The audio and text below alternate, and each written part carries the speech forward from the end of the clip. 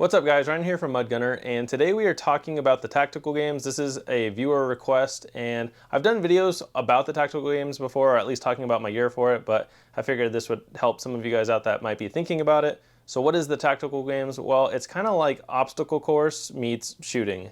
And the way I've always thought of it is, my channel is called Mudgunner because I do mud runs and shoot guns. Mud runs is like Tough Mudder, Spartan Race, stuff like that. If you are not familiar with it, I recommend doing them. They're a lot of fun.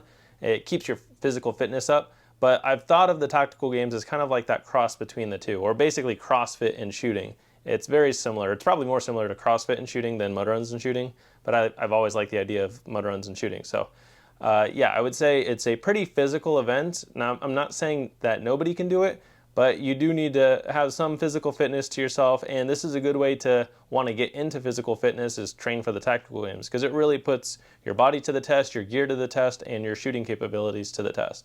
Because I've seen, you know, I've not given up, I've given out at the tactical games trying to lift the 150-pound sandbags on day 2 after like just tons and tons of lifting and stuff. That was my first year. That was pretty tough lifting the 150-pound sandbag. I couldn't get it up to my chest, but yeah, I was just fatigued at that point. So it is a good way to test yourself. As far as my gear goes, I would say my gear was flawless the entire time, and we're going to be talking specifically about the gear today. So the person that was requesting about a video about this, they want to know what rifle I was using and how I have it set up. So, well, here it is. Now the funny part is I dug it out. I'm like, wow, I haven't seen this thing since the last tactical games, and it's still got all the dirt from it. So the last one that I did was 2023 in September. I also did the 2022 one in October here in Arizona. I didn't go this year or last year. I don't even remember if they did it in Arizona last year. I went to Greece for the Spartan Race World Championships, which would have been similarly around that time.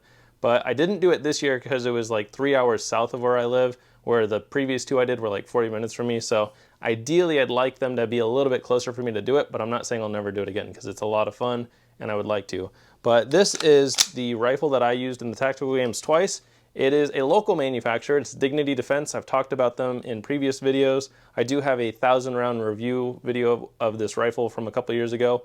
But yeah, this is my rifle for that, or for any like kind of like hardcore, I guess, hardcore shooting event. I do try to keep my guns pretty clean and take care of them. I have no problems running them through drills or taking them to a course if I needed to, but this rifle was a sponsored rifle, so it was given to me by Dignity Defense for the purpose of being kind of a beater rifle for those types of events. So I didn't mind dragging it through the dirt, getting it all abused, and it still looks good. The finish is held up really well.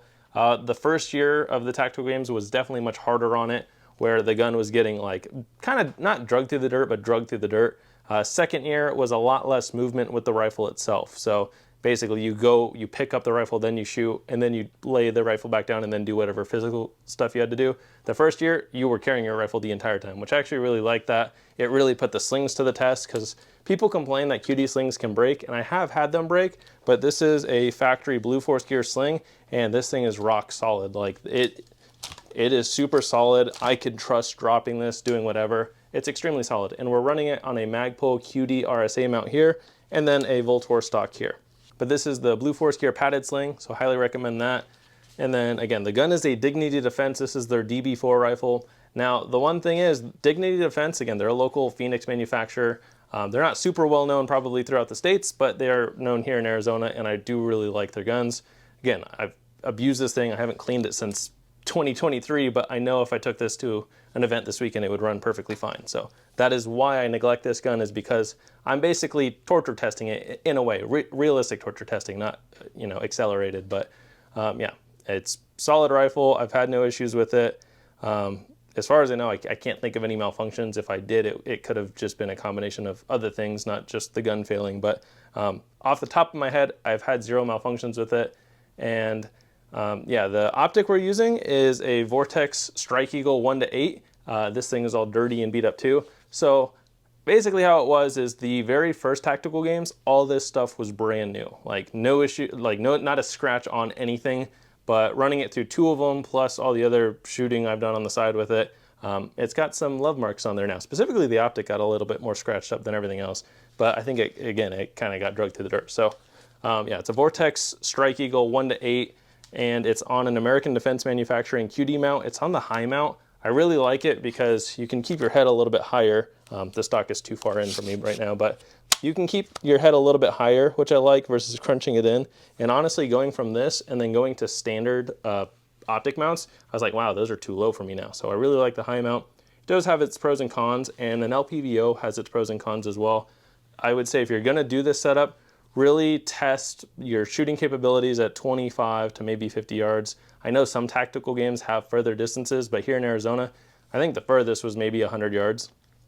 And just knowing where your holds are at the 1 to 8 power on this is very important, because some of those targets are close, but you figure you're shooting paper, and then on paper, each thing is like this big. So you have to hit multiple boxes that are about that big and get all your rounds inside there. So having magnification can help.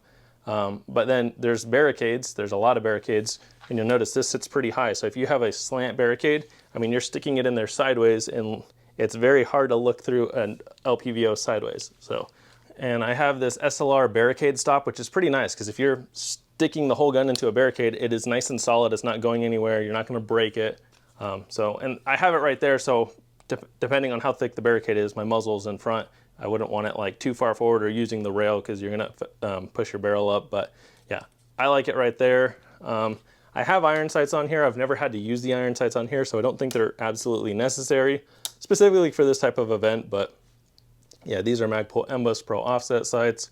You are allowed, as far as when I did it, you are allowed an optic and some iron sights, but I can't have like an LPVO and a red dot. So I think you are allowed the LPVO and the sights, but I've never used them, and I am not running a light for this type of event. If they have a specific low light event, then sure, but for a day specific competition rifle, there's no point for me to have a light on this build, but I have lights on all my other guns. And then as far as like Dignity Defense itself, they run a CMC flat single stage trigger. It's a 3.5 pound trigger. It's extremely nice.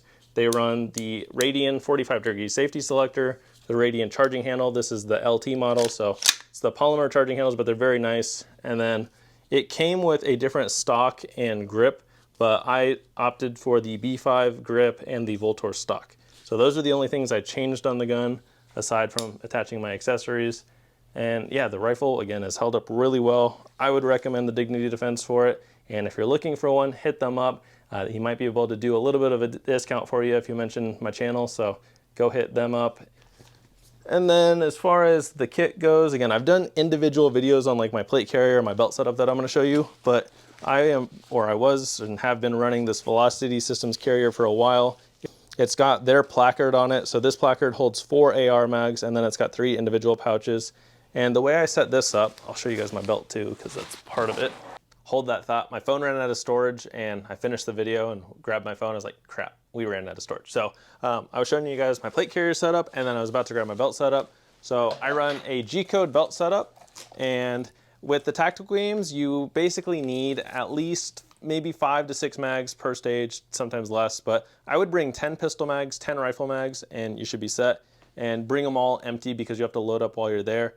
But the way I have my belt set up, again, it's a G-code belt setup. I run 3 pistol mags, 2 rifle mags, and for the rear rifle mag, I use a 20 rounder, so it's not pressing up against my plate carrier from behind, because you figure that is behind me on my back when I'm using it. And then I have medical on here now. I didn't at the time. I have a knife on here. You don't necessarily need that. This is a Haley Strategic Darter knife. Super cool knife, but you don't necessarily need those for the tactical games. I would recommend medical at least with you. If I can get this back in here. And then holster is very important. They're pricey, but I highly recommend it. It's the Safariland ALS holster. And as far as the gun that I'm using, this is loaded, so I'm gonna point it in a safe direction. This is a Shadow Systems MR918. They are on the 920 model now, but it's just a Glock 19 clone. I have a Trijicon RMR up here, and then a Streamlight TLR1 HL. You don't necessarily need a light, but I need it to work in my holster. So, and if you're gonna spend this kind of money on a holster, I would recommend having it light ready and optic ready. Optics do help with target acquisition, but if it does put you in an open or a tactical division. So yeah, a lot of people want to use red dots, but if you can shoot iron sights and you're really good at it, it might help your odds of winning, because you're shooting pretty small paper targets. And yeah, I just like having a red dot, especially when your like heart rate's up and elevated and you've been working out, and it's basically just high intensity for 10 to 20 minutes. Having a red dot is helpful. So again, Safariland ALS holster here.